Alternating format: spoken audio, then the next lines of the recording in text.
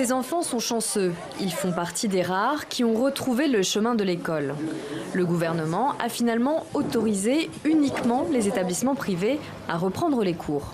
La direction de l'établissement nous a rappelé pour qu'on puisse déposer les enfants à l'école. Aujourd'hui, ils ont repris, ils ont bien appris. Dans les écoles publiques, aucun cri d'enfant à l'heure de la sortie des classes. Les syndicats enseignants réclament de longue date le paiement d'arriérés de primes, mais en marge des tensions électorales, plusieurs syndicalistes ont été interpellés. Aujourd'hui, la revendication est très politique.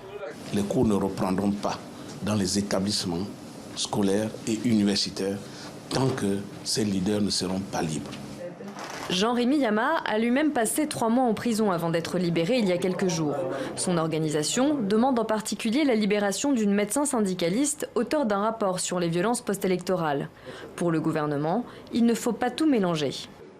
Je veux que l'année scolaire se déroule de manière paisible et je souhaite vraiment que nos compatriotes qui sont syndiqués, qui sont dans ce mouvement, comprennent bien qu'il faut faire la différence entre ces revendications qui certainement sont compréhensibles, sont utiles, et puis la réalité de la chose scolaire.